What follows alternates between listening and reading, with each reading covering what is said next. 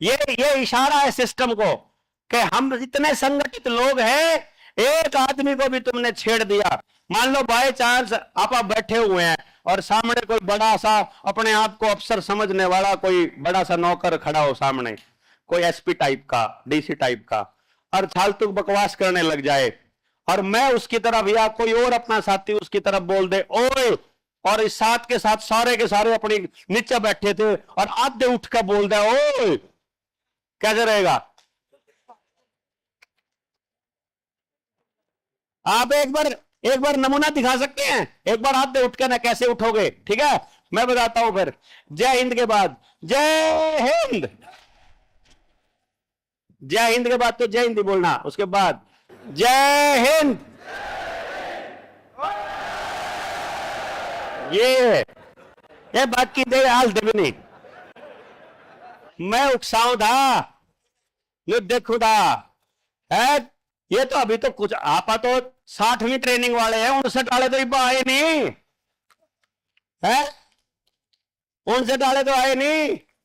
और जब आप लोग सारे के सारे अपने अपने गांव में, ये जितने एसटीएल बैठे, ये तो कैमरामैन भी हैं, ये जितने एसटीएल बैठे हैं, इन सारों को अपने अपने गांव में मीटिंग के लिए बुलाओगे और फिर 3-3 दिन की ट्रेनिंग इनसे करवा लो आप, और वहां से ट्रेनिंग से समझे हुए लोग जब आएंगे और जब वो 1 लाख लोग इकट्ठे होंगे, वो मंजर सिस्टम के काबू नहीं आएगा। हमको अपना कम्युनिकेशन सिस्टम इतना मजबूत बनाना है कि हमें अनाउंस पब्लिकली फेसबुक यूट्यूब पे ना डालना पड़े। सीआईडी वालों को तो पता भी नहीं लगना चाहिए कि हम लोग जान वाले, हाँ कि हम जावांगे मारे में। तो मतलब अगर कोई बंदा ग्रुप में डाल भी देगा कि मीटिंग होगी, साथ में 10 आदमी ने कमेंट करें कोई जानदा कोई जानदा कोई जानदा, सीआईडी वाला ग्रुप में बैठा तो कोई जानदा, लेकिन असल में कौन जाएगा वो हमें पता होना चाहिए। इसीलिए वो लोगों की लिस्ट के जो, अच्छा ये बातें सारी साथ में काम करके पता चलेगी। जब मान लो हमारी मीटिंग पूरे 3 दिन कोई सीआईडी वाला सुन ले, मारा होया था वह गुजरात में, होया था गुजरात में ना, एक गैंग है जो अपने खिलाफ काम करता है रेगुलरली ना, उसका काम है सिर्फ अफवाह फैलाना अपने बारे में कि ये देश विरोधी गतिविधियां करता है, ये मोदी जी के खिलाफ बोलता है। मैं तो मोदी जी को मोदी जी बोलता हूं, मैंने तो कुछ कहा नहीं कभी उसको, है कि नहीं? अब मैं कई बार किसी को बोल देता हूं, किसी आदमखोर को, किसी कमीने इंसान को जो हरामी लोगों को मरवा रहा है, मैं उसे अडानी का पालतू कुत्ता बोल देता हूं, तो वो है अडानी का पालतू कुत्ता, तो वो उसको सोच लेते हैं मेरी क्या गलती भाई इसमें, भाई मेरी गलती तो क्या है? वो तो समझने वाली गलती है। मतलब ठीक है, मैं वहां शिमला में गया, वहां मुझे कुत्ता मिल गया, अडानी का कुत्ता, मैं बात कर रहा हूं उससे, भगाओ अडानी के कुत्ते, और वहां नीचे कमेंट में एक बंदा लिख रहा है देश के गृह मंत्री के साथ ऐसी बात करनी अच्छी नहीं। मैं कह रहा हूं यार, बोला पद की गरिमा का सम्मान रहा, मैंने कुछ कहा ही नहीं था। खाम खाई फीलिंग ले जाते हैं लोग बाग, उनका ऐसे अफवाह फैलाने का काम रहता है। तो अहमदाबाद की अपनी ट्रेनिंग थी, अहमदाबाद की ट्रेनिंग में उसने वहां फोन कर दिया, मेल कर दिया, आईजी को, डीआईजी को, डीजीपी को, सबको कर दिया, गृह मंत्रालय को, भाई वो बंदा आया हुआ है जो तुम्हारे को बोलता है कि इसका रूपाणी का कत्ल जो है वो तुमने किया। तो जी मेरे पास आया, वो पुलिस वाले आए 3-4, आके बोले जी क्या चल रहा है प्रोग्राम? मैं कहा जी ऐसे ऐसे करके प्रोग्राम है हमारा, तो हम ये करना चाहते हैं।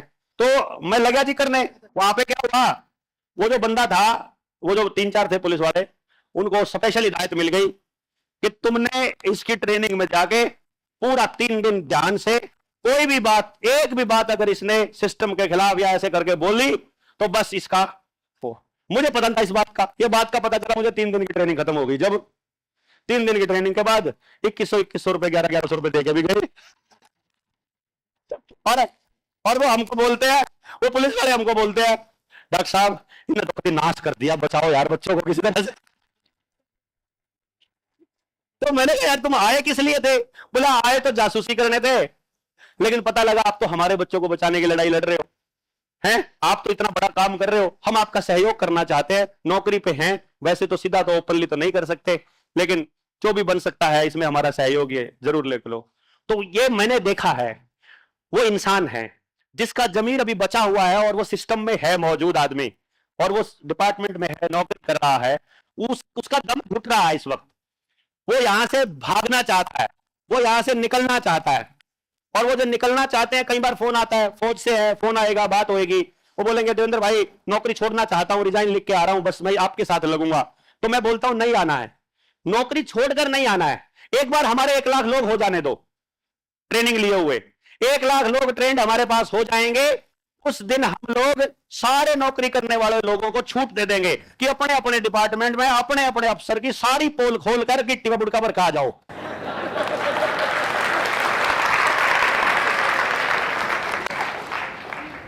क्योंकि फिर आपके बच्चों की पढ़ाई की जिम्मेदारी लेने लायक हम हो जाएंगे। फिर आपको 1 रुपया महीने में आपका 1 लाख इकट्ठा होता है हमारा, तो कुछ नहीं फर्क पड़ता। फिर हम आपके घर का खर्चा चलाने लायक हो जाएंगे। फिर हम आपको सामाजिक सम्मान देने वाले हो जाएंगे। जैसे अभी क्या होता है, कोई कत्ल करके जेल में गया, रेप के आरोपियों को, कठुआ में रेप हुआ था एक बार मंदिर के अंदर, उसके आरोपियों को भाजपा के पदाधिकारियों ने माला डाल करके सम्मानित किया। समाज को क्या बताना चाहते थे वो, कि वो रेपिस्ट का इतना सम्मान करते हैं। और वो 4 लोग थे, खाली 4-5 लोग सम्मान करने वाले, माला डालने वाले 4-5 लोग। उससे भी समाज के अंदर यह स्थापित हो गया कि भाजपा रेपिस्ट का सम्मान करती है। लेकिन जनता सरकार मोर्चा के ऐसे योद्धा जब समाज का काम करके, समाज के लिए लड़ाई लड़ते हुए जब जेल में आएंगे और जब जेल से बाहर निकलेंगे, बाहर 1 लाख लोग खड़े होंगे, तब देखो मंजर क्या होगा उनका, है? इसीलिए हम लोग कहते हैं अभी सीधा मत टकराओ, अभी मत टकराओ। एक साथी का सवाल आया हुआ था, वो कह रहा था इसका जवाब देवेंद्र भाई देंगे। उसमें सवाल था कि अगर प्रशासन से लड़ते हुए अगर हमारी जेल हो जाए तो क्या जनता सरकार मोर्चा कोई मदद करेगा? भाई अभी हमने कोई प्रोविजन नहीं बनाया हुआ है ऐसा। जनता सरकार मोर्चा क्या मदद करेगा? किस तरह की लड़ाई, कैसी लड़ाई? अभी हमने अपना कोई ऐसा परफॉर्मा तैयार नहीं किया। इसलिए हमने क्या कहा, अभी दस्तावेज इकट्ठे करो। एक भाई कह रहा था आरटीआई का हमारे को कॉपी दे दो या उनकी डेट दे दो। मैं ये कह रहा हूं आरटीआई की डेट की बजाय आप मेरी बात सुनो, आपको बात लॉजिकल लगती है, अपनी आरटीआई डालो यार। आपके पास आरटीआई सी आरटीआई होनी चाहिए, इधर से भी आरटीआई निकले, एक आरटीआई मांगे अपने बस 50-100 होनी चाहिए। ले यारी, ये ले यारी, ले यारी, यही समझ तो देनी है। हमने गांव वालों को आरटीआई लिखना सिखाना है। आरटीआई लिखना सिखाने के लिए हमको आरटीआई लिखनी आनी चाहिए। एक बार तो लिखने में गलती होगी, अगली बार ठीक लिख लेंगे, अगली बार ठीक लिख लेंगे, 3 बार लिख के ठीक हो जाए, क्या दिक्कत है जी? सीखने के लिए हम अपने बच्चों को 25-25 साल और लाखों रुपया महीने का देते, खर्च करते हैं उनके ऊपर, करते नहीं है क्या? सीखने के नाम पे देते हैं, और वहां तो सीख का कुछ आंदे ही नहीं है। 15-20 लाख रुपया खर्च करके आ जाते हैं। यहां आप देखो, इस 3 दिन के अंदर जो आपकी क्लास लगी है, आपको जीवन में कहीं नहीं मिलेगी है, या ऐसी नहीं क्लास मिलनी? क्या मिली है? ये मिली कहीं? कोई नहीं मिलेगी, या क्लास नहीं मिलती, ना इसमें लाखों रुपए खर्च करने की जरूरत। क्योंकि जो असली चीज है उसकी कीमत कभी नहीं चुकाई जा सकती। असल चीज की कीमत नहीं। जिस चीज की कीमत है समझो नकली है, जिस चीज की कीमत है समझो नकली है। हवा की कीमत बताओ क्या दे दोगे? बताओ, और हवा के बिना जिंदा रहकर दिखाओ। पानी की कीमत क्या दे दोगे? जब प्यासे मर रहे होगे ना, एक अंगूठी में 1 गिलास पानी मिल जाए, ये हालत हो जाएगी, तो सोने की अंगूठी उतार के फेंक दोगे कि मुझे पानी दे दो, सोना सारा ले लो। ये वो वाली सिचुएशन लेके आना चाहते हैं, और हम उस सिचुएशन से अपने समाज को बचाना चाहते हैं। इतना फर्क है उनमें और हम में। हम लोग अपना अनाज, अपना बीज, अपना पानी, अपना गांव, हवा अपनी शुद्ध करना चाह रहे हैं, और उसी प्रयास में हैं। और जो जो लोग ये करना चाहते हैं उनको ढूंढ रहे हैं, अपन लोग ढूंढ रहे हैं। अभी हमने कुछ नहीं किया। कोई हमसे कहे तुमने करया क्या है? मैंने कुछ नहीं करा भाई, मैं तो आदमी टोन लग रहा हूं। मैं तो आपको 3 दिन बिठा के ये कह रहा हूं कि भाई मैं ये करना चाहता हूं, तुम भी ऐसा करना चाहते हो तो आ जाओ। और जब आप आ ही गए हो, जब आप टीम का हिस्सा बन ही गए हो, मेरी आवाज जहां तक नहीं पहुंच रही उससे आगे पहुंचाने में मेरी मदद कर दो। ऐसे ऐसे लोगों को और ढूंढ लो, क्योंकि बेस लाइन बने बिना बात नहीं बनेगी। जितना बड़ा भवन बनाना है, जितनी बढ़िया बिल्डिंग बनानी है, जितना बड़ा काम करना है, उसकी नींव उतनी ही गहरी होनी चाहिए, नहीं तो गिर जाएगा सब कुछ। ये नींव गहरी करने की प्रक्रिया में है हम। जो लोग हमको चाहिए, हमको कौन लोग चाहिए? कौन लोग चाहिए? हमको वो लोग चाहिए जो अपने परिवार को अपनी कमाई से रोटी खिला सकते हैं और समाज का काम करने के लिए तैयार हैं और उनके पास समय है। समाज का काम करने के लिए पैसा नहीं चाहिए होता, ये मैं आपको पहले बता रहा हूं। ये जो काम हम कर रहे हैं यहां बैठ करके, यहां के लिए पैसा चाहिए, लेकिन ये समाज का काम नहीं हो रहा है। ये समाज से वैसे लोगों को ढूंढने के लिए काम हो रहा है, पहले, उससे पहले का काम हो रहा है, इसलिए पैसा लग रहा है इसमें। यदि आप सारे लोग तैयार होते, आपके किसी के गांव में जाके मीटिंग कर लेते, हम तो पेड़ के नीचे ही, हम तो शाम को कर लेते, धूप लगती है तो हमें क्या दिक्कत है? टेंट में जाने की जरूरत नहीं हमारे को, तो आवाज लगानी है, बात कर ली, बात करने के बाद अपने गांव में जाके बात करने का थोड़ी पैसा लगता है। अब 7,000 लोग आए, 1,000 लोग आएंगे जो लोकल हरियाणा के, अपनी गाड़ी में आएंगे। हरियाणा के हरियाणा में एक सिरे से दूसरे सिरे तक जाने में 300 किलोमीटर से ऊपर का सफर नहीं है। और अगर हम सेंटर से चलेंगे, मान लो जींद से ही प्लानिंग करें कि 1000 लोगों की मीटिंग हम जींद में बुलाएं या मेरे गांव में बुलाएं, कहीं भी बुलाते हैं, वो 1000 लोगों की मीटिंग के बाद में आप लोगों को अगर हरियाणा में निकलना है तो ज्यादा से ज्यादा 150 या 200 किलोमीटर निकलना पड़ेगा, ज्यादा से ज्यादा। तो आपको, अच्छा एक गांव यहां है, अगला गांव 2 किलोमीटर पे है, अगला गांव 4 किलोमीटर पे है, अगला गांव 10 किलोमीटर पे है, ये 7 गांव हो गए पूरे। 200 या 300 किलोमीटर चलना पड़ेगा एक दिन, 7 दिन में, 7 दिन में 200-300 किलोमीटर चल नहीं सकते आप अपने खर्चे पे। इसके लिए पैसा कहां चाहिए? इतना तो वैसे भी टाइम वेस्ट कर देते हैं हम लोग कि नहीं। असल काम करने के लिए पैसा नहीं चाहिए। हाँ, फिर वो पैसा कहां चाहिएगा? ऐसा ही काम करने के लिए, लोगों को जगाने के लिए, लोगों को बताने के लिए। अगर हमें पैम्फलेट छपवाने हैं, स्टिकर छपवाने हैं, फिर 1 लाख या 2 लाख स्टिकर छपवाने, तब हमें 5-6 लाख रुपए की जरूरत पड़ेगी। वो हम छपवा के आपको दे देंगे, तब तक हम लोगों से डिमांड भी कर देंगे, तब तक हम लोगों से कह भी देंगे भाई हमारे को डोनेशन की जरूरत है, अपने 9518170000 वाले पे हमारे को मदद कर दो। जिन्हें किताब का ऑर्डर करना, किताब ऑर्डर कर दो। बोल ही देंगे कि भाई हमको पैसों की जरूरत है, अब हमारे को पैम्फलेट छपवाने हैं इसके लिए। बाकी काम के लिए, बोलने के लिए पैसा थोड़ी चाहिए होता है। और वो मदद हमको समाज करता है, लेकिन पहले टेस्टिंग करता है। 2016 में लगा मैं, पहली बार मैंने डोनेशन मांगी 2022 में। कितने साल के बाद? 6 साल के बाद। मेरी गाड़ी, जो पहले वाली गाड़ी मेरी होंडा गाड़ी है, 5.5 लाख किलोमीटर चली है समाज के काम में। 5.5 लाख, 50,000 रुपए अगर एक टायर का जोड़ा माना है। मैंने टोटल कैलकुलेशन डायरी में लिखी हुई है, 1.25 करोड़ से ऊपर का टोटल खर्चा है उस गाड़ी का अब तक का। मतलब जब वो निकली थी पहली बार, जब मैंने डोनेशन मांगी थी, उससे पहले मेरे तो भड़क ज्यादा थी, मेरी कमाई भी ज्यादा थी, तो कोई दिक्कत नहीं है, मेरे लिए खर्च करना कोई मुश्किल नहीं था। पर आप लोगों को इतनी दूर नहीं जाना ना, मुझे तो देश में कहीं भी जाना था तो मैं गाड़ी लेके जाया करता था, मुझे कोई दिक्कत नहीं थी। परंतु आपको अब क्या करना है? आपके वाला काम मैंने कर रखा है। आपके गांव में, आपका कोई भी गांव है, कोई बंदा ऐसा है जिसको आपके गांव में एक भी आदमी ना मिलता हो जो जनता सरकार मोर्चा देवेंद्र बलारा को नहीं सुनता? एक भी नहीं मिला? कौन सा गांव है? आप हो बिहार में? नहीं, मैं हरियाणा की बात कर रहा हूं, हरियाणा वालों की बात कर रहा हूं। बिहार में हो सकता है, हाँ जी। हरियाणा में कोई ऐसा गांव है आप में से जहां कोई भी दूसरा आदमी नहीं है आपके अलावा? पंजाब नहीं, हरियाणा। कौन सा? नरवाड़, गढ़वाल? गढ़वाल में तो 15-20 लोग मैं बता दूंगा, मेरे पास मैसेज आए हुए हैं। आपको नहीं पता, मेरे पास तो मैसेज आए हुए हैं। गुआना के पास है ना? हाँ, गुआना के आसपास तो मैं 3 बार लाइव चल के आ लिया। गुआना में तो इतने नंबर दे दूंगा जिसकी कोई हद नहीं है। बात नहीं आई समझ में? कोई बात नहीं, लेकिन चलो कोई बात नहीं, मैं इनके गांव मान लेता हूं कि आप जितने लोग बैठे हैं इसमें से हमारे को एक गांव मिला जहां हमारी बात सुनने वाला, इनको कोई नहीं मिला। हम ये नहीं कहेंगे वहां है नहीं कोई।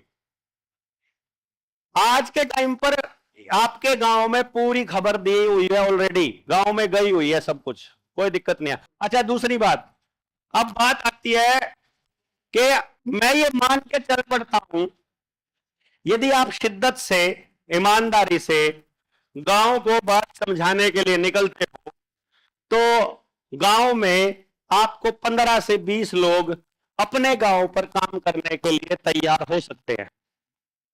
गलत के सही? हो सकते हैं ना?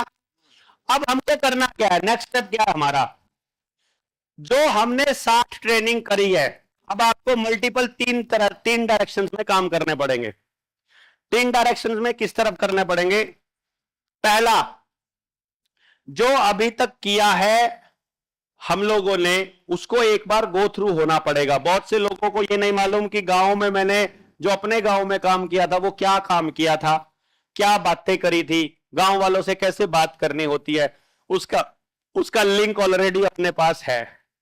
ठीक है, वो मैं आप सारे लोगों को दे दूंगा। आप सारे लोगों का नंबर अपने पास आ ही गया है।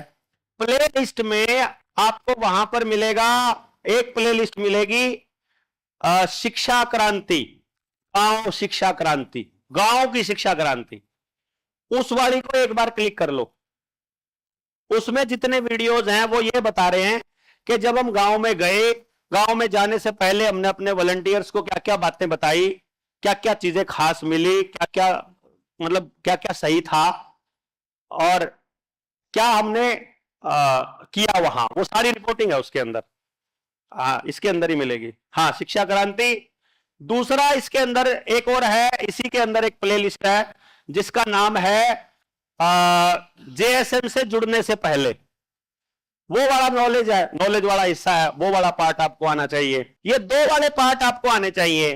तीसरा इसी में जो है एक लिंक है एजुकेशन की ट्रेनिंग वाला। एजुकेशन की पूरी ट्रेनिंग की एक वीडियो है 10 घंटे कुछ मिनट की, वो 11.5 घंटे के करीब किया है।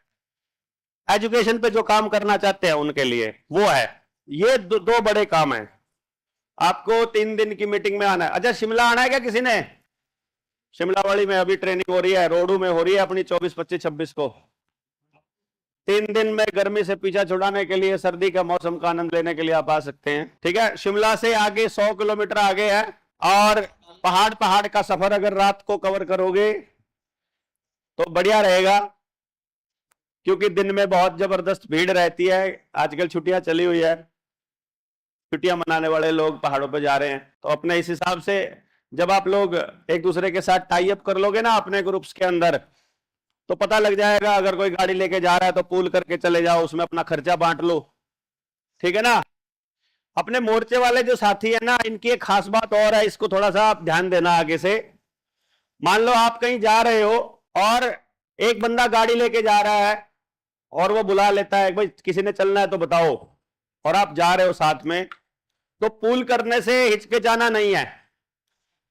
मतलब जो साथ में जा रहे हैं उनकी ड्यूटी बनती है कि वो अपना खर्चा बांट लो, है कि नहीं? वो तो जिसकी गाड़ी है वो तो क्या पता शर्म के मारे बोले ही ना, वो तो सोचेंगे, बाकी के सोचेंगे ये तो जा ही रहा था, इसने कौन सा अलग से हो करा है, हमारे लिए थोड़ी जा रहा है।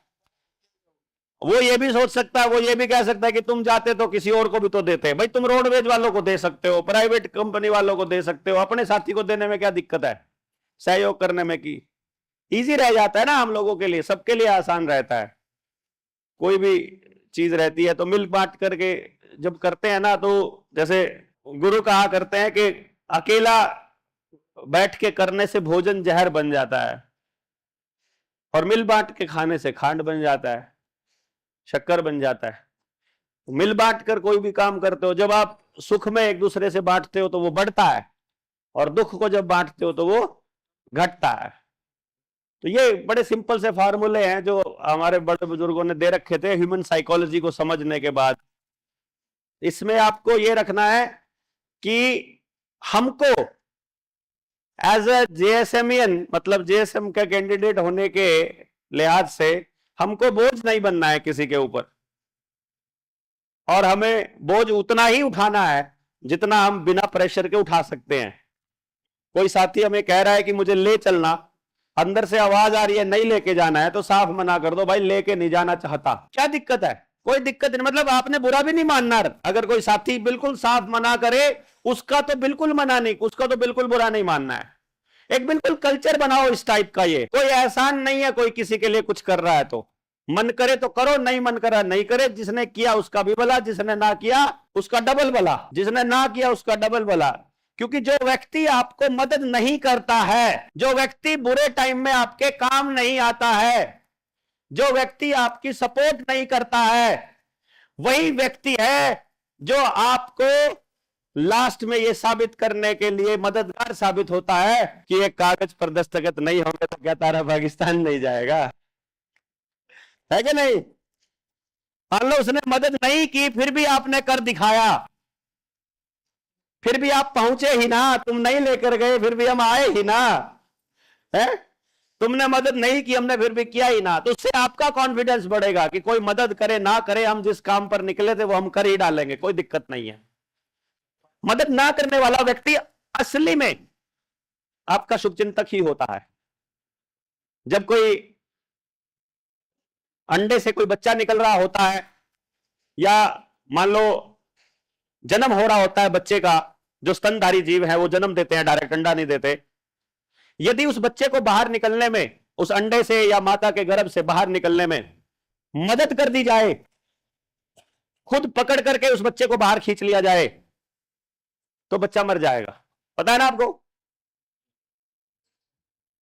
लास्ट में बिल्कुल निकल ही गया और उसको हेल्प करने की बात अलग है, जैसे हम काटड़ू के साथ करते हैं, लेकिन अदरवाइज मदद करना जानलेवा साबित हो सकता है।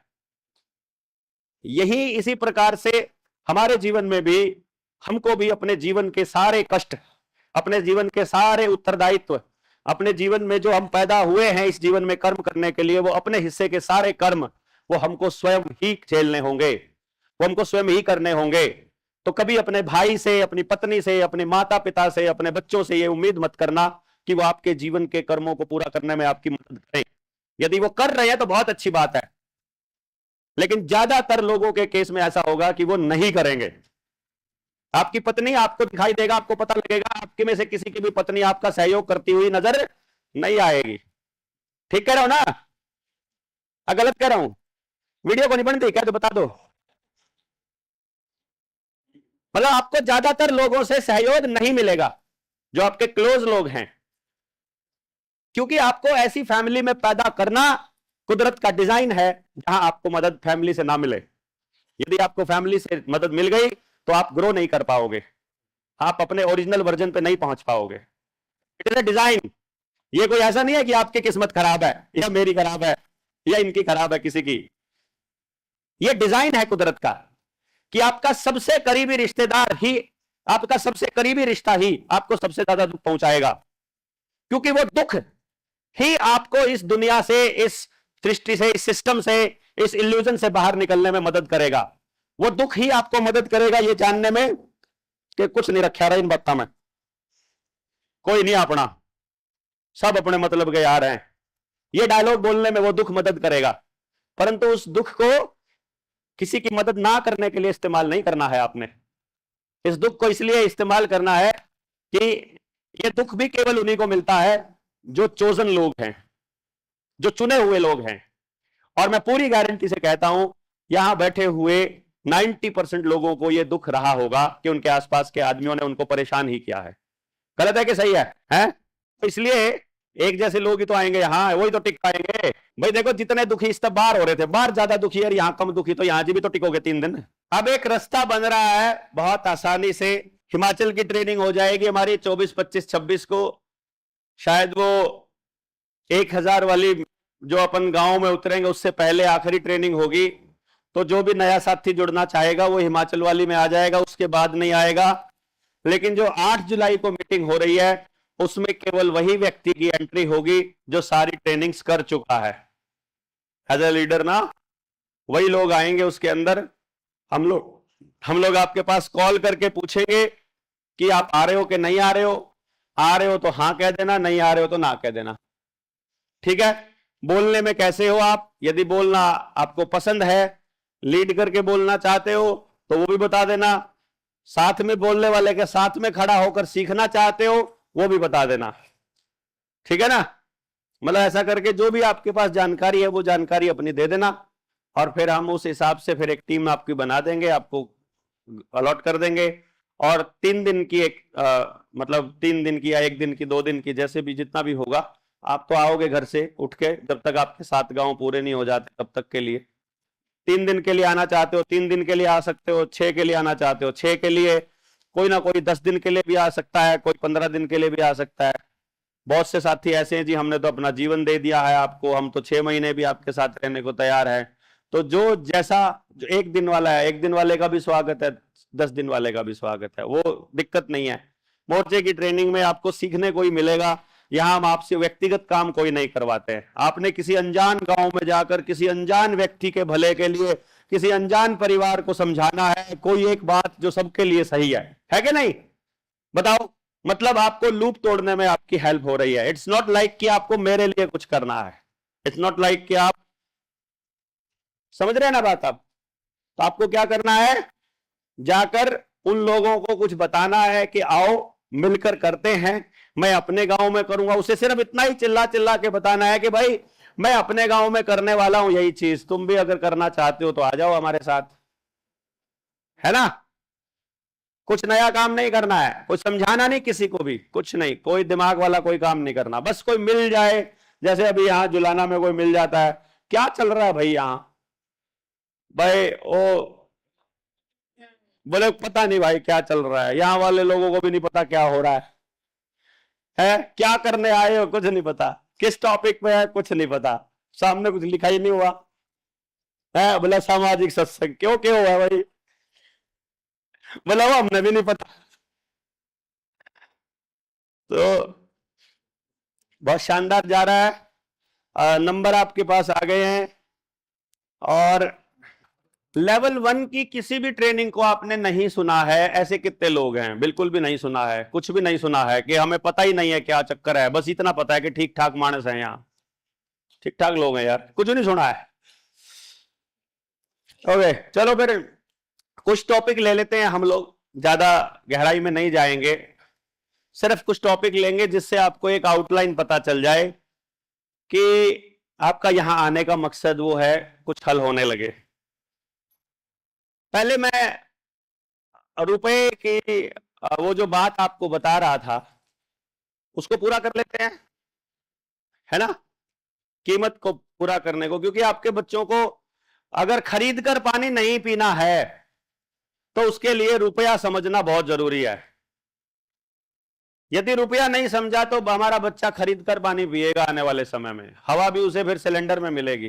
देश के अंदर अंग्रेजों के प्रति गुस्सा है, उन्होंने हमको लूट लिया, वो हमारा सारा जमीन मतलब बर्बाद कर रहे हैं, लोगों के ऊपर अत्याचार कर रहे हैं, साथ के साथ हमारा सारा का सारा मसाला, सारे कपड़े, मतलब हमारे यहां से कपास लेके जाते हैं, किलो के हिसाब से खरीद कर हमको कपड़ा देते हैं बना करके, मीटर के हिसाब से हमारे मसाले ले जाते हैं, और फिर हमको उन मसालों को दोबारा से, जैसे हमको अब गेहूं लेकर ब्रेड देने वाला प्रोसेस मैंने बताया था, महंगी चीजें बेच रहे हैं, इस तरह से देश की संपदा को लूट रहे हैं। देश के अंदर गोरी चमड़ी के प्रति गुस्सा आ गया है, उनको ने देख लिया कि सीधे सीधे इनको लूटना अब संभव नहीं, तो क्योंकि नोट उस वक्त छप रहे हैं, 1947 में नोट के बदले में, मतलब इसके बदले में, नोट के बदले में सोना मिल रहा है, 15 रुपए में 1 तोला सोना मिल ही रहा है, और ठीक है बढ़िया चल रहा है। तो नेहरू एंड फैमिली के साथ में सेटिंग होती है। नेहरू एंड फैमिली, मैं नेहरू की फैमिली नहीं कह रहा हूं, नेहरू एंड फैमिली का मतलब है नेहरू और उसका मंत्रिमंडल जिसको दिया गया, क्योंकि ये बात आप बिल्कुल कान खोल कर बिल्कुल दिमाग के अंदर फिट कर लीजिए। किसी भी प्रदेश का मुख्यमंत्री और किसी भी देश का मुख्यमंत्री, और सॉरी किसी भी देश का प्रधानमंत्री, उन देशों में जो कॉमनवेल्थ वाले देश हैं जहां अंग्रेज आकर के गए हैं, कभी भी वो नहीं बन सकता जो वहां से नहीं ट्रेंड है वर्ल्ड इकोनॉमिक फोरम से, जिसका नाम पहले यूनाइटेड नेशन था। यूनाइटेड नेशन से ट्रेनिंग नहीं ली गई है, इजराइल का गुलाम नहीं है, वो आदमी यहां आ ही नहीं सकता। डॉक्टर मनमोहन सिंह को देख लो आप, आज तक एक भी चुनाव नहीं लड़ा, मनमोहन सिंह ने एक भी चुनाव नहीं लड़ा, हाँ लड़ा मतलब हार गया। वित्त मंत्री रहा, उस वक्त भी कोई चुनाव नहीं लड़ा था, प्रधानमंत्री रहा, उस वक्त भी कोई चुनाव नहीं लड़ा था। और इनकी तैयारी कहां होती है? जो भी नेता की औलाद ऑक्सफोर्ड से पढ़ के आएगा, रॉकफेलर फाउंडेशन की यूनिवर्सिटी है भाई, आपको पता होनी चाहिए, उसके मालिक ढूंढो किसकी है, वो रॉकफेलर फाउंडेशन की है। अगर Rockefeller foundation, Carnegie Mellon university, CM जो कार्नेगी मेलन के बारे में तो सबने सुना होगा, सीएमयू आईटी में आज के टाइम दुनिया की नंबर 1 है, कोई सी भी कंपनी हो। कैलिफोर्निया की यूनिवर्सिटीज जितनी है, जो टॉप की यूनिवर्सिटीज पूरी दुनिया में अपने आप कहती है, सारी की सारी वहीं से चलती हैं। वहां पर पढ़ने के बहाने जाते हैं और इनको ट्रेनिंग दी जाती है कि जाकर भारत में इनकी पॉलिसी के हिसाब से काम कैसे करना है। आई बात समझ में? गवर्नर तो राष्ट्रपति के अंडर काम करता है और राष्ट्रपति डायरेक्ट वहीं से चलता है, रानी के हिसाब से, क्राउन के हिसाब से राष्ट्रपति चलता है। आप लोगों को झूठ बकाया गया है कि राष्ट्रपति रबड़ स्टैंप है, आपको किताबों में गलत पढ़ाया गया है कि प्रधानमंत्री की सिफारिश पर राष्ट्रपति ये काम करता है। राष्ट्रपति के सिग्नेचर के बिना कुछ भी नहीं कर सकता मंत्रिमंडल, कुछ भी नहीं कर सकती जनता की चुनी हुई सरकार, कोई कानून नहीं बना सकती जब तक राष्ट्रपति के साइन नहीं होते, वो बिल कानून नहीं बनता है। पता होगा ना आपको इस बात का। और 6 महीने का टाइम बीच में इसलिए लिया जाता है कि अगर कोई मंत्रिमंडल अकड़ ही जाए कि ये पास ही करवाना पड़ेगा और तुझे पास ही करना पड़ेगा, उससे पहले पहले तो विजय रूपाणी की तरह प्लेन हादसे में अगले की मौत ही हो जाती है, जोड़ सा टकता है। राजीव गांधी की तरह बम से उड़ा दिया जाता है, लाल बहादुर शास्त्री की तरह पता ही नहीं लगता है मरता कब है। प्रधानमंत्री होते हुए सिस्टम से गायब कर दिया जाता है अगर कोई बोलेगा तो। हर मंत्रालय के अंदर सीआईए के एजेंट बैठे हैं, हर मंत्रालय के अंदर। तो भारत के मंत्रालय से चीजें नहीं बदली जा सकती। टॉप एजेंसीज बैठी हुई है, मोसाद बैठी है, आईएसआईएस बैठी है, उनको भी नहीं पता, स्लीपर सेल बैठे हैं। आपको भी नहीं पता कि 25 साल से आपके नजदीक वाला प्रेस करने वाला आदमी जासूस होगा, आपको कुछ भी नहीं पता है। 25-25 साल स्लीपर सेल बनने में लगाते हैं, 20-20 साल सिर्फ इंफॉर्मेशन इकट्ठी करने में लगाते हैं, आसपास दोस्ती करने में, रिश्तेदारी निभाने में। आप क्या होगा, मेरा 20 साल पुराना दोस्त है, पता भी नहीं चले, पता चलेगी तो पता नहीं कहां किसका जासूस था, पता भी नहीं चलता है। इसलिए आप लोगों को यह बात सोच करके रखनी है कि जब मैं नेहरू एंड फैमिली कह रहा हूं, I am not talking about Congress. मैं जब किसी सरकार के बारे में बात करूं तो समझ लीजिएगा मैं विपक्ष को साथ में ले रहा हूं, क्योंकि सत्ता और विपक्ष आपको अलग दिखाई देती है, उनके लिए दोनों एक ही हैं। क्योंकि सत्ता पक्ष के बारे में सच्चाई बताने का काम विपक्ष का है, और विपक्ष कितनी सच्चाई बताएगा और कब बताएगा ये सब वहां से तय होता है, ये लोग तय नहीं करते हैं। क्योंकि मीडिया सारा का सारा रॉकफेलर फाउंडेशन के अंडर में है, मीडिया का एक भी घराना यहां के लोगों का नहीं है। तो आप कुछ बोलोगे भी तो मीडिया दिखाएगा नहीं, आप कुछ बोल, विपक्ष अगर कुछ बोल भी देगा ना उनकी मर्जी के बिना, वो चलेगा ही नहीं, पब्लिक के अंदर जाएगा ही नहीं, समझे आप। इसलिए विपक्ष को बोलने के मतलब बोलता रहेगा, लेकिन आप तक आवाज ही नहीं आएगी उसकी, तो आप एकदम से खत्म करना आपको बात आसान हो जाएगा। इसलिए फिर विपक्ष को भी आखिर में सत्ता के साथ में ही हाथ मिला के चलना पड़ता है। तो अब नेहरू एंड फैमिली के साथ सेटिंग होती है। उस सेटिंग में क्या होता है, सिंपल सा फंडा कि भाई एक काम करो, अंग्रेज कह देते हैं कि देखो अब हम तुम्हारे साथ भारत की आजादी का नाटक खेलेंगे, तो तुम जो है भारत की आजादी डिक्लेयर कर दो रेडियो के अंदर, और हम लोग जो हैं अपना जो रुपया है, जो रानी का जिसके ऊपर फोटो छपा है, जो हमने छापा है ब्रिटिश लोगों ने, वो हम अपना ले जाते हैं। तुम अपने नोट जो आरबीआई एक्ट 1934 के हिसाब से तुम अपने नोट छाप लेना, समझ गए। उस टाइम पर नोट के बदले में सोना मिल रहा है, और जब देश आजाद हो रहा है, आजादी का नाटक चल रहा है, उस वक्त जो भारत का रुपया है जो छप रहा है, उसके बदले में भी सोना मिल रहा है। आपके दादाजी, आपके पिताजी अगर बोलते होंगे तो आपको बताते होंगे ना कि जितना सोना होता है उतना ही नोट छपते हैं, ऐसी बात बोली होगी, जरूर आपको बताया होगा। उनको मालूम है कि हमारा सोना आरबीआई में रखा है, और मिलता था उन दिनों में। कई लोगों ने टेस्टिंग किया है 1947 के बाद, पढ़े लिखे लोग एक आध बार आरटीआई डाल के पूछ लेते हैं तो देखते हैं वो, हाँ मिल रहा है भाई, मिल रहा है। यानी कि अंग्रेजों वाले रुपए के बदले में भी सोना मिल रहा था, और जो आरबीआई ने अब छापा है 1947 के बाद, उसके बदले में भी रुपया मिल रहा है। तो अब अगली जनरेशन क्या सोच रही है कि ये वाले रुपए की कीमत भी अंग्रेजों वाले रुपए की कीमत के बराबर है। समझ गए कि नहीं समझे? अभी ध्यान देना, यहां हो रहा है लब लोचा होने वाला है आपके साथ, अब आपका सब कुछ लुटने वाला है। जब 1947 से पहले 15 अगस्त 1947 से पहले सारे बैंकों से जितना रुपया सोने और चांदी के रूप में रखा हुआ था, अंग्रेज बड़े बड़े कंटेनर्स में ट्रेन की बोगियों में लाद कर पोर्ट तक लेकर आए, और उसके बाद जहाजों में लेकर चले गए जो रुपया था, और उसके बदले के नोट यहां की सरकार को छापने के लिए दे दिए गए आरबीआई एक्ट 1934 के हिसाब से। उस रुपए को, सारे सोने और चांदी को यदि सोने में तब्दील कर दिया जाए, सारे को, सोना इसलिए क्योंकि चांदी बोलूंगा तो ज्यादा हो जाएगी, सोना बोलूंगा तो थोड़ा कम होएगा, 15 गुना कम होएगा, उसमें बदल दिया जाए, तो ये एक मैं आपको इसलिए बता रहा हूं, 2013 में इंडिया पेपर करेंसी डिपार्टमेंट की 1862 से 1935 की SA quasi currency board Charles बिंट्रेव एंड क्यूट स्लूचर द्वारा जॉन हॉपकिंस यूनिवर्सिटी की रिपोर्ट के हिसाब से मैं बता रहा हूं। यानी ये इंटरनेशनल रिपोर्ट छपी थी कि जो इंडिया से जो पैसा लेकर गए थे अंग्रेज 1947 में, 14 अगस्त 1947 को हम क्या थे और 16 अगस्त को हम क्या हो गए। उस एक दिन के ट्रांसफर में हमारे यहां से जो रुपया गया था 1947 में, उस रुपए की जो टोटल कीमत है वो बनती है 37,440 करोड़ रुपया।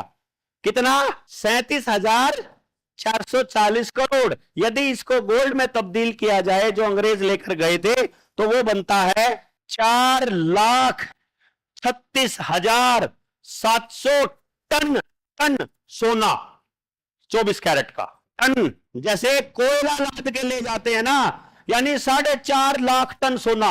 अगर इसको किलो में बता दिया जाए तो किलो में बनता है ये 43 करोड़ 67 लाख 160 किलो शुद्ध सोना। सोच सकते हैं, ये एक दिन की लूट है, 15 अगस्त 1947 की लूट, एक दिन की। जो इससे पहले रोज हो रही थी 15 रुपए के नाम पर, वो छोड़ दो। मजा आ रहा है ना लुटते हुए? रोज लुट रहे हैं अपन, इसी तरह से लुट रहे हैं। अब यहां क्या लोचा होता है, अब इस खेल को समझो जरा। जब ये 4.5 लाख टन सोना वो ले गए, उसके बाद क्या हुआ? उसके बाद अंग्रेजों ने कहा, इन्हें भारत वाले अंग्रेजों ने कहा, अंग्रेजों की नाजायज औलादों ने कहा कि जी ऐसा है, बढ़िया चल रहा है, अब हम नोट बदलने वाले हैं। पुराने नोट पुराने हो गए, जल्दी फट जाते हैं। 1968 में गवर्नर बदला, गवर्नर बदलने के बाद नोट बदले। जैसे 2016 में एक नोट बदलने से पहले अरिजीत पटेल को लाया गया, वैसे ही 1968 में वो नोट जो हम आपको अपनी ट्रेनिंग में दिखाते हैं ना, I promise to pay the bearer on demand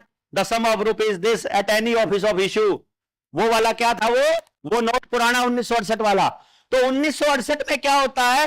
1968 के अंदर पुराना नोट जो अंग्रेजों के टाइम का, जिसके बदले में सोना मिल रहा था, वो वाला नोट वापस ले लेते हैं और नोटबंदी के अंदर हमको नया नोट दे देते हैं। अब 1970 में जो बच्चा पैदा हुआ है, उसका जो बाप पुराना नोट बदल के लाया है, उसके बाप को ऐसा लग रहा है 1970 में कि मेरे नए नोट के बदले में भी सोना रखा हुआ है, जबकि उस नोट का वचन खंड ही बदल दिया गया है। यानी दादा ने जो सोना रखा था आरबीआई में, वो सारा का सारा सोना सिर्फ नोटबंदी करके लूट लिया गया और कह दिया गया अब ये नोट अलग है, इसके बदले सोना नहीं मिलेगा, क्योंकि नए वाला नोट नकली है। आरबीआई ने लिख के दे दिया कि हमारे पास लीगल मनी का कोई डॉक्यूमेंट नहीं है। वित्त मंत्रालय ने लिख के दे दिया कि हमारे पास लीगल मनी है ही नहीं है, लीगल मनी है नहीं, सारा इलीगल है, इलीगल मनी के बदले में सोना कहां से मिलेगा? तो दादा की जो कमाई हुई, जो दौलत थी, जिसके बदले में सोना रखा था, भाई मैं ये कह रहा हूं, दादा ने जो 10 रुपए कमाए थे, उसके बदले में बाप को जो 10 रुपया मिला था, वो वाली नोट 2016 में तुमने बंद कर दिया। वो नोट जो मुझे मिला है अब बदलने के बाद, वो तो वो दादा वाला 10 रुपए के नोट के बदले का है। वो जो सोना रखा वो तो दे दो, दादा वाला तो दे दो, उसके तो हकदार हूंगा मैं, या उसका भी नहीं हूं। लेकिन हम में से किसी के पास सवाल पूछने का भी समय नहीं है। अब 2016 में ऐसे ही होता है, हम पुराने वाले नोट को लेकर के नया दे देते हैं। ठीक है, अब वो सोच रहे हैं कि जो पुराने नोट की वैल्यू थी वही नए की है, जबकि जब पुराने नोट की बात करो 2016 में ही आप सोने का भाव देख लो। 2016 के नोट में कितना सोना आता था, है 1 लाख का नोट में, और आज के 1 लाख के नोट में कितना सोना आता है, कैलकुलेट करके देख लो। सनार बताइए ना कैलकुलेशन, 2016 में क्या था रेट? अंदाजा बता दे। 28,000 रुपए, 28,000, 30,000 रुपए। देखो आप, देखो 2016 का जो नोट हमसे वापस लिया गया, उस नोट को 30,000 रुपए के नोट इकट्ठे करो तो आपको 1 तोला सोना मिलता था। अभी वही 1 तोला सोना करने के लिए नए वाले जो नकली नोट और छापे हैं अरिजीत पटेल ने, अडानी के पालतू कुत्ते ने, ये 1.5 लाख रुपए के इकट्ठे करने पड़ते हैं। तो 5 गुना घाटे में रहे वो, 5 गुना फायदे में, और हम 5 गुना घाटे में। सिमिलैरिटी दिखाई दे रही है? वही खेल चलता दिखाई दे रहा है कि नहीं दे रहा? ये मेरा दिमाग खराब है, खाली इतना बता दो, ये मेरे को ही कुछ और दिख रहा है, आपको नहीं दिख रहा। वो लोग रोज की रोज अमीर होते जा रहे हैं, हम लोग रोज की रोज गरीब। अब हमारी जो अगली जनरेशन है वो देख रही है अपने पापा को रोज की रोज मोबाइल से पेमेंट करते हुए, और अगली जनरेशन सोच रही है कि पापा जेब से 20 रुपए का नोट दो, चाहे 20 रुपए का चेक दो, चाहे 20 रुपए ट्रांसफर करो। पापा के मोबाइल से जो ट्रांसफर हो रहा है वो 20 रुपया, और जो जेब से निकल रहा है 20 रुपए का नोट, वो बराबर है, बच्चे के लिए बराबर है। तो बच्चा आने वाले समय में आप ही बताओ, नोट रखना पसंद करेगा या मोबाइल के अंदर डिजिट रखना? और डिजिट जो बदल के धीरे धीरे रुपया नाम बदल कर ई रुपया हो जाए और सीबीडीसी हो जाए, तो आपके बच्चे की गुलामी आपसे सिर्फ एक कदम दूर है कि आप इस डिजिट को, सीबीडीसी को स्वीकार कर लोगे। तो मुझे पूरा पता, पक्का पता है, किसी को भी समझ नहीं आएगा। ये मैं प्रैक्टिकल आदमी हूं भाई, खामखाई इमोशनल नहीं होता।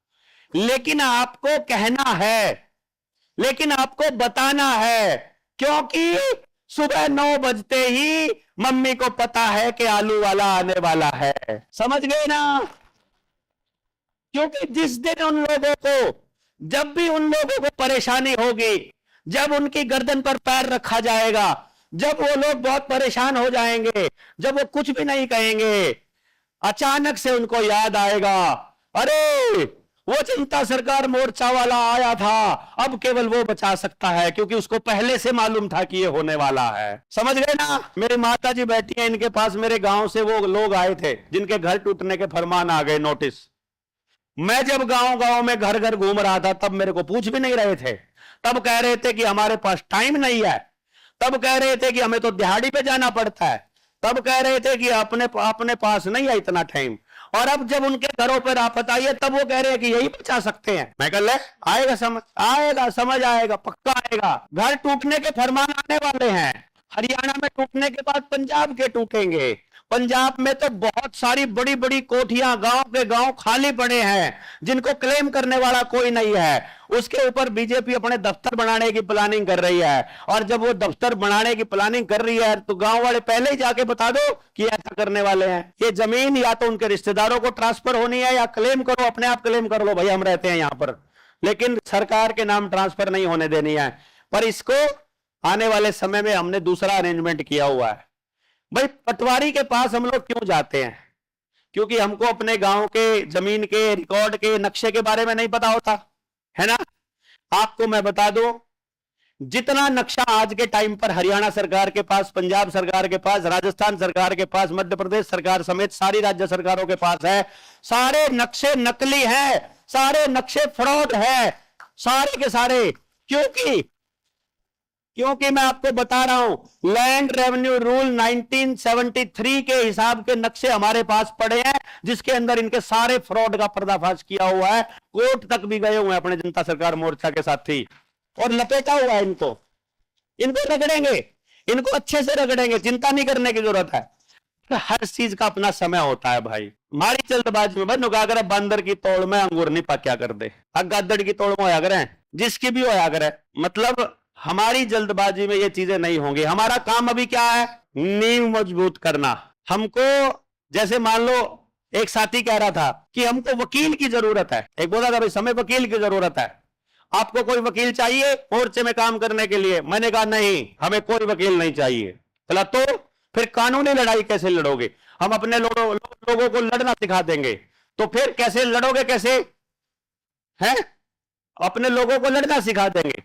अच्छा, अगर वकील की जरूरत पड़ेगी तो भाई वकील की जरूरत पड़ेगी ना, तो हम एक काम करेंगे, हमको ऐसा वकील चाहिए जो पैसे के लिए ना केस लड़ता हो। क्यों? जो जिसके खिलाफ कोई कागज सिस्टम के पास ना हो। वरना आपको यदि पैसा चाहिए तो भी आप हमारे साथ नहीं खड़े हो सकते। यदि आप डरते हो, आपके पास केस बन सकता है, यदि आप उद्योगपति हो, तो भी आप हमारे साथ खड़े नहीं हो सकते, आपको छोड़ के भागना पड़ेगा। हमारे साथ खड़ा होने के लिए आपका जिंदा जमीर चाहिए, जिंदा जमीर वाले वकील, जिंदा जमीर वाले पुलिस वाले, जिंदा जमीर वाले, जिंदा ईमान वाले लोग चाहिए। समझ गए? समझे कि नहीं समझे? और लोग नहीं चाहिए, और ट्रेंड लोग चाहिए, और एक जगह से नहीं चाहिए। ये भी है, हमको एक जगह से नहीं चाहिए। कहां से चाहिए? हम लोग गाड़ी के पुर्जे ऐसे बनने वाले हैं कि रेस दबाओगे कैबिन में बैठकर और इंजन नीचे दौड़ेगा। ऐसे हो रहा है ना? हमको पंगा लेंगे ये तो शाम में, और रोड जाम हो रहे होंगे पंजाब में। इनको समझ में नहीं आएगा चक्कर क्या है यार। ये उधर से पंगा हो रहा होगा पंजाब में, और जाम हो रहे होंगे यहां करनाल में। सिस्टम को यह पता नहीं चलेगा कि इंफॉर्मेशन कैसे जाती है, लोग कौन कौन जुड़े हुए हैं, कैसे कैसे है।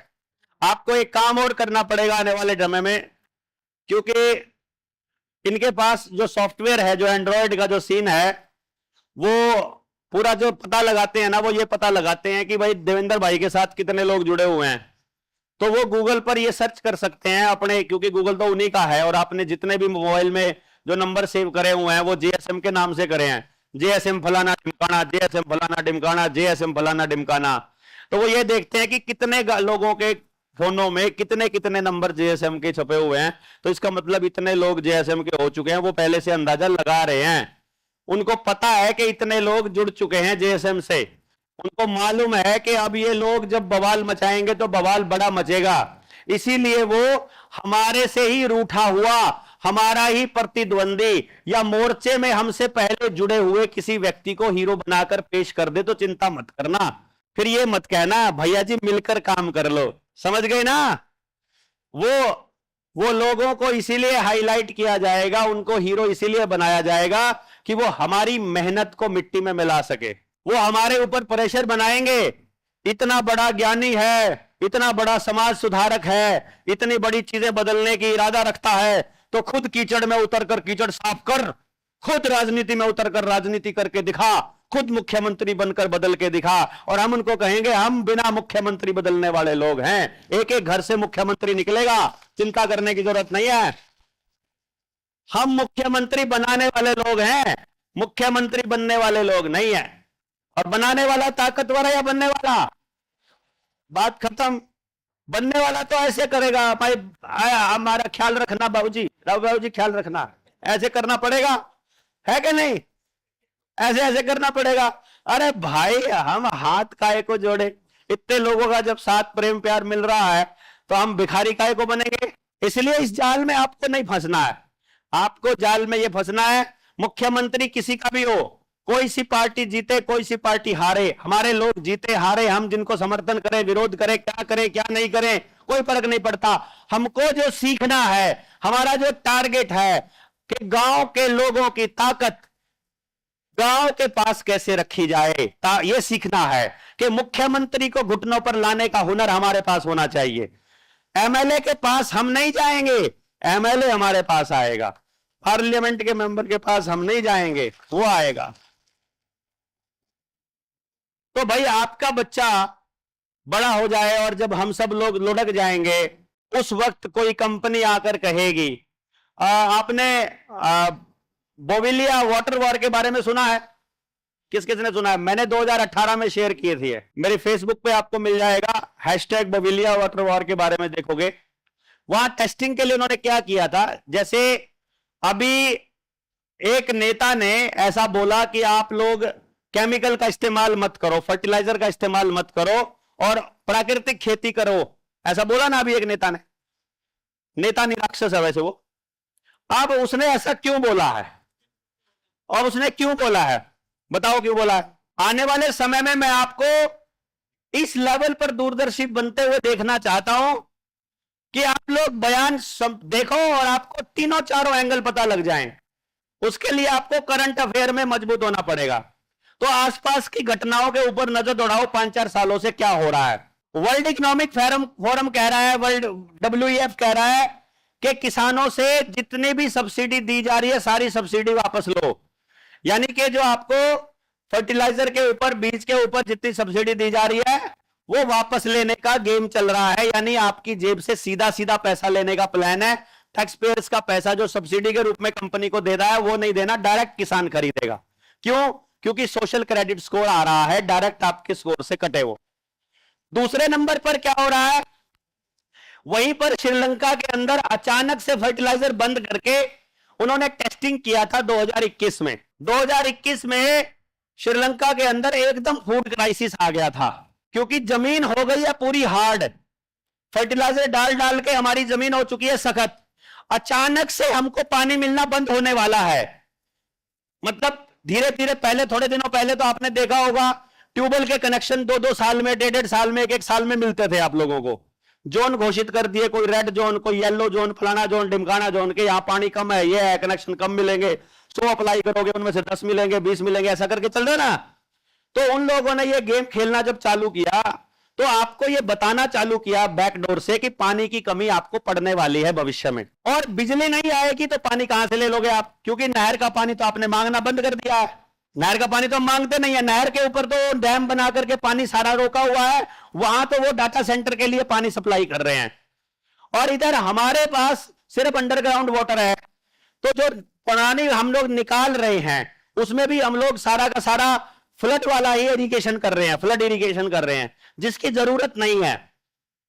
पानी जितना आप वेस्ट कर रहे हैं सारी फसलों में, उसका 10% पानी की ही जरूरत होती है असल में खेती करने के लिए। मुझे खेती की पूरी जानकारी नहीं है, लेकिन मुझे इतना जरूर पता है, जितने विद्वानों से मैंने सुना है जो प्रैक्टिकल इसके ऊपर काम कर रहे हैं, कि अगर हम लोग 100 गैलन पानी यूज करते हैं तो असल में 10 गैलन में ही काम चल जाता है। ठीक है। दूसरा वो है सिख वर्सेस हिंदू, दूसरा है शहर वर्सेस गांव। सप्लाई चेन को तोड़ने की एक्सरसाइज चल रही है फिलहाल जो एक्सपेरिमेंट कर रहे हैं ना, कि सप्लाई चेन कैसे टूटेगी, और जब सप्लाई चेन उधर से टूटे तो वो लोग सप्लाई चेन को कैसे कवर करेंगे।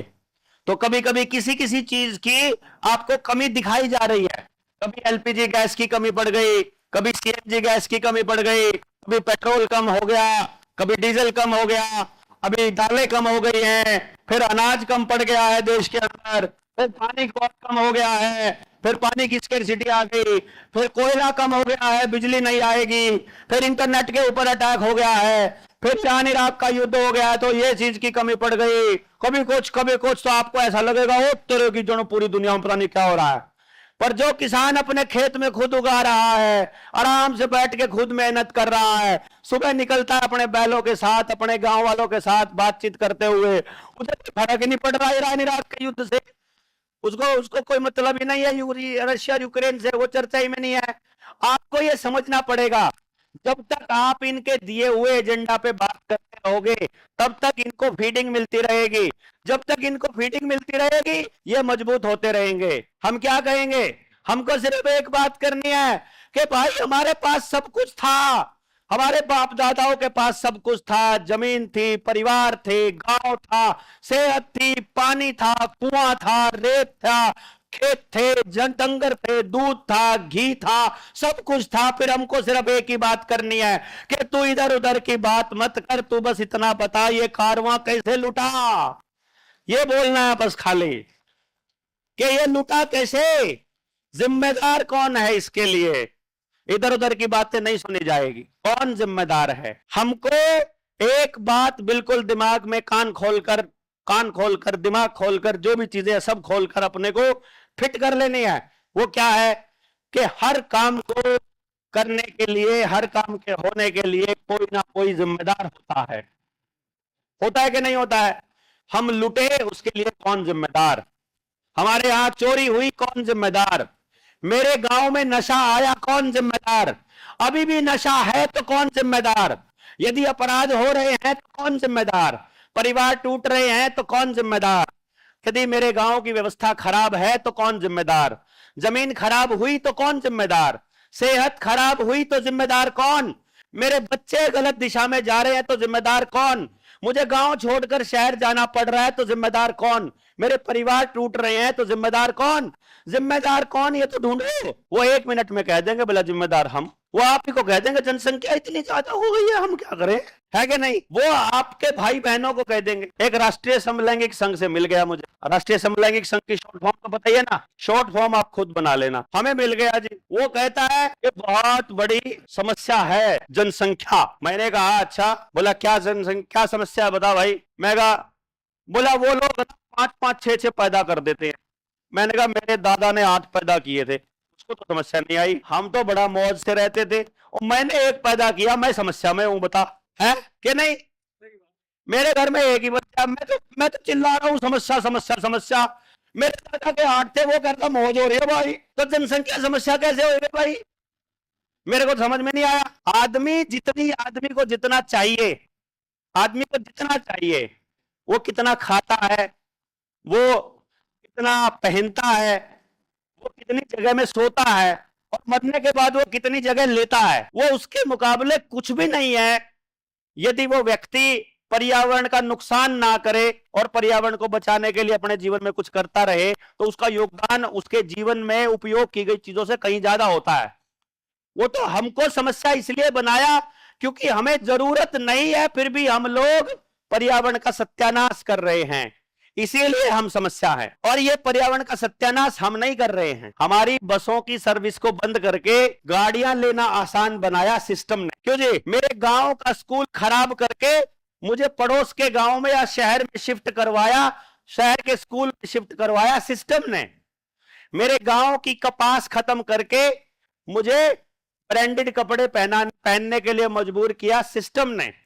मेरे गांव के चमार को बर्बाद करके, मेरे गांव के अडवारे खराब करके मुझे प्लास्टिक के जूते पहनाए सिस्टम ने, चमड़ा उतरवा दिया मेरे पैरों से, मुझे बीमार किया सिस्टम ने, मुझे इंजेक्शंस लगाए सिस्टम ने, मेरे खेत में हाइब्रिड बीज और फर्टिलाइजर लेके आया सिस्टम, मुझे कर्जे में डाला सिस्टम ने, मुझे वातानुकूलित मकान छोड़ करके सीमेंट वाले खंडरों में, सीमेंट वाले डब्बों में रहना मजबूर किया सिस्टम ने। आप पूरा दिन देखो कितना ट्रैवल करते हो सुबह से लेकर शाम तक, कभी बाइक, कभी गाड़ी, कभी बाइक, कभी गाड़ी।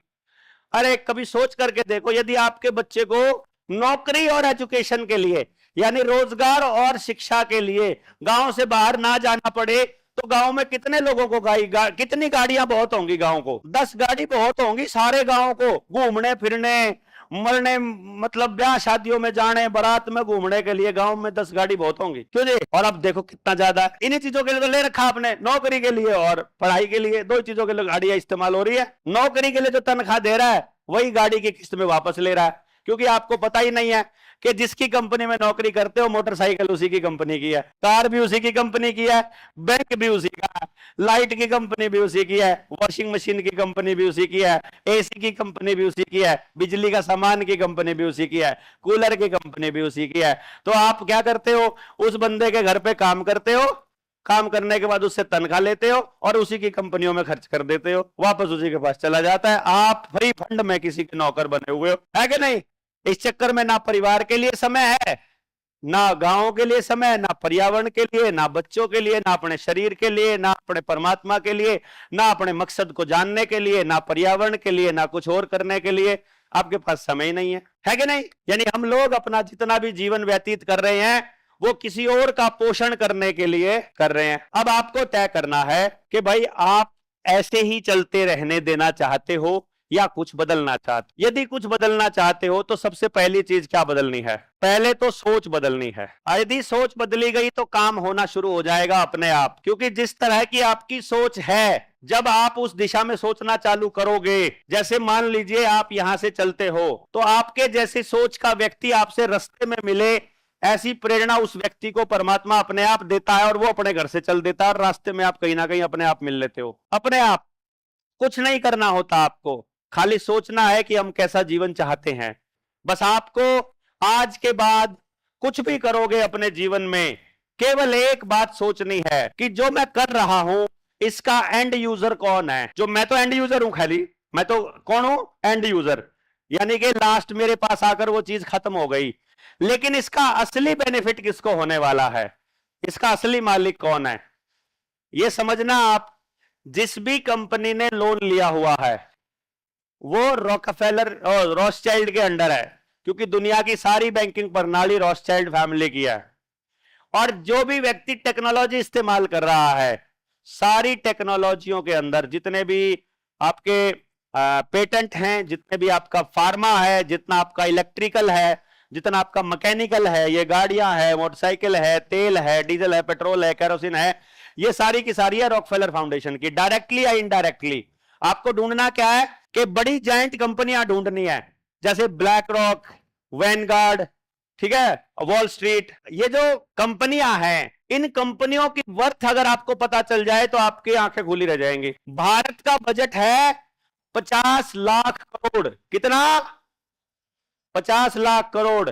इन हजारों कंपनियों में से जो एक ही आदमी की है, रॉकफेलर की, रॉकफेलर हो गया, मॉर्गन हो गया, फिर इधर से आपका कार्नेगी हो गया, ये सारी फैमिलीज, रेनॉल्ड्स हो गया, रेनॉल्ड जिसका रेनॉल्ड का पहनाया करे ना, ये रेनॉल्ड फैमिली हो गई, ये ऐसा करके टोटल 13 फैमिलियां है। इन 13 फैमिलीज के हजारों कंपनियां हैं डायरेक्ट, बाकी सिस्टर कंपनियां छोटी छोटी तो बहुत है, शेल कंपनियां। उनमें से मैं एक कंपनी वैनगार्ड के बारे में बता रहा हूं आपको। भारत का बजट है 50 लाख करोड़ का और अकेली वैनगार्ड कंपनी का साल का एसेट मैनेजमेंट है 1270 लाख करोड़ का। यानी कि यदि भारत को चलाने के लिए उस कंपनी को दे दिया जाए तो 25 साल तक वो उस कंपनी भारत को चला सकती है आज के दौर में, एक कंपनी। और उसी आदमी की हजारों कंपनियां हैं, सोचो वो कितना अमीर है। तो जब अडानी यहां कोई नई कंपनी खोलता है, उसकी कंपनी में शेयर उन्हीं के होते हैं, वैनगार्ड के, ब्लैक रॉक के। अडानी खोलता है तो भी उन्हीं के होते हैं, टाटा खोलता है तो भी उन्हीं के होते हैं, महिंद्रा खोलता है तो भी उन्हीं के होते हैं, विप्रो अजीम प्रेम जी खोलता है वो भी उन्हीं के होते हैं। कोई भी कंपनी यहां जो शेयर मार्केट में लिस्टेड है, उस कंपनी का मालिक वही है जो जिसका मैं नाम ले रहा हूं, रॉकफेलर फैमिली। तो आपके लिए मेड इन इंडिया और भाई वो assembled in India, startup in India, India के नाम पे लोकल ब्रांड, ये सारे के सारे आप सब लोगों के लिए क्या है? भ्रम है। रियलिटी का इनसे कोई लेना देना नहीं है। कंप्यूटर उन्हीं का, माइक्रोसॉफ्ट उन्हीं का, मोबाइल उन्हीं का, गूगल उन्हीं का, फेसबुक उन्हीं का, ट्विटर उन्हीं का, इंस्टाग्राम उन्हीं का, आपके बस का कुछ भी नहीं। सोच रहे हैं? अब आप सोच कर देखो, सारा डेटा उनको दे रहे हो, सारा पैसा उनको दे रहे हो, सारी मेहनत उनको दे रहे हो, और अपने बच्चों के लिए टाइम नहीं है। तो अब मैं क्या कह रहा हूं इस गांव से, ये मेरा गांव बैठा है ना, मैंने पूरा गांव मना लिया। अब मैं सारे गांव वालों से एक रिक्वेस्ट कर रहा हूं कि बताओ गांव वालों, बसंती नाचे कि ना नाचे? मैं ये कह रहा हूं गांव वालों कि हम एक ऐसी व्यवस्था बनाना चाहते हैं जिसमें हमारी कमाई, हमारी मेहनत और हमारा समय गांव के किसी भी व्यक्ति के लिए इस्तेमाल हो जाए। भले ही गांव में मेरा कोई विरोधी हो, मेरा दुश्मन हो, उसके लिए इस्तेमाल हो जाए। और हम एक नियम बनाते हैं कि हमारी कमाई गांव के ही व्यक्ति के लिए इस्तेमाल होगी, बाहर की किसी कंपनी के लिए इस्तेमाल नहीं होगी। बताओ तैयार हो? करना क्या है? खाली आपको करना क्या है? ये जो जूता बनाने वाली कंपनियां है, मैनेजर कौन है? हमारा बच्चा। गद्दे बनाने वाली कंपनी का मैनेजर कौन है? हमारा बच्चा। गाड़ियां संभालने वाला बच्चा कौन है? हमारा बच्चा। जब हमारा बच्चा उनके लिए काम कर सकता है तो हमारा बच्चा अपने लिए काम नहीं कर सकता क्या? बड़ा सिंपल है, उसे वो काम करना चाहिए, है कि नहीं? गांव के लिए काम करने के लिए तैयार करना है बस। खाली गुड़गांव में रहकर 1 लाख रुपए सैलरी लेना, जिसमें से किराया देना मकान का, कचरे वाला खाना खाना, गंदगी जहर वाली हवा पीना, बीमार रहना, टेंशन में रहना, जाम में फंसे रहना, और फिर आखिर में महीने का 10-5 हजार रुपए बचाना।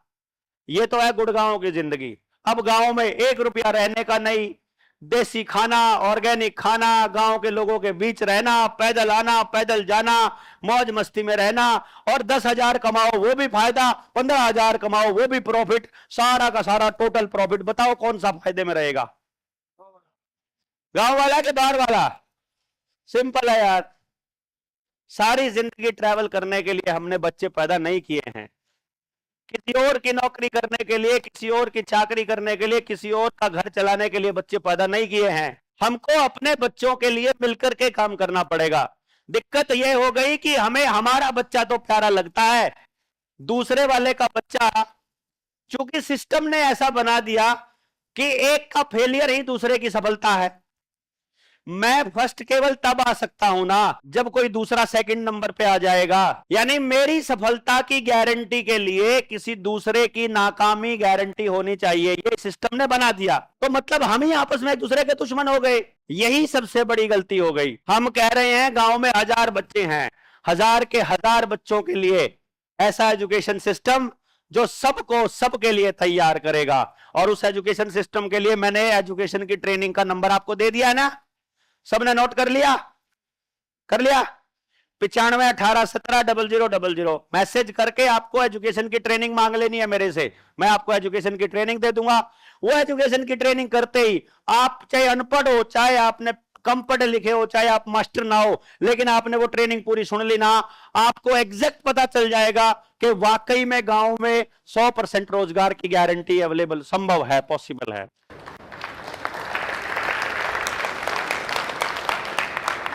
और आगे आना भी तभी है जब वो ट्रेनिंग कर लोगे, यकीन हो जाए कि वाकई संभव है। क्योंकि ये मैं करने वाला नहीं हूं, ये करना गांव को पड़ेगा। हमें गांव से ऐसे योद्धाओं की जरूरत पड़ेगी। हम गांव से ऐसे लोगों को निकालेंगे, हम गांव से ऐसे लोगों को तैयार करेंगे, और उसको तैयार करने के लिए और निकालने के लिए मुझे आप लोगों की जरूरत है। हाँ जी, तैयार हो? और क्या करे बिलाई ना, तो फ्री के मजदूर चाहिए भाई। मैं कौन सा दिहाड़ी लिया करूं उधार, पता है? आप तो सारे फ्री के ही मजदूर हैं, है कि नहीं? ठीक है मजदूरों, फिर तैयार हो तो ये बड़ा गजब का काम होने वाला है। आप देखोगे, मतलब आप क्या देखोगे, आप तो करोगे, आप करोगे और बदलेगा जमाना, दुनिया देखेगी है? ये सब कुछ बदलेगा, सब कुछ। आप देखना, जैसे ही लोगों को ये बात समझ में आएगी, यार बात तो सही हो रही है, हम तो ऐसा ही कर रहे हैं अपने बच्चों के साथ में, और एक बार ट्राई करके देखते हैं। खाली आप जब इस 3 दिन के माहौल को भी याद रखते हो ना, यहां जो आदमी रह के चला गया 3 दिन, उसको अब दुनिया के दूसरे लोगों के बीच में मजा नहीं आएगा। वो ढूंढेगा बार बार, कोई जैसे वाला मिल जाए तो यार, कोई अपने वाला ही मिल जाए तो दूसरे लोगों के बीच उनकी चलेगी नहीं, जमेगी नहीं, बात ही नहीं बनती। वो जो फीलिंग यहां इन लोगों के बीच है, वो कहीं नहीं है। ये बहुत अद्भुत एक संयोग बन रहा है, और आप सब लोग बहुत ही शानदार तरीके से इस पूरी की पूरी मुहिम को उठाए हुए हैं।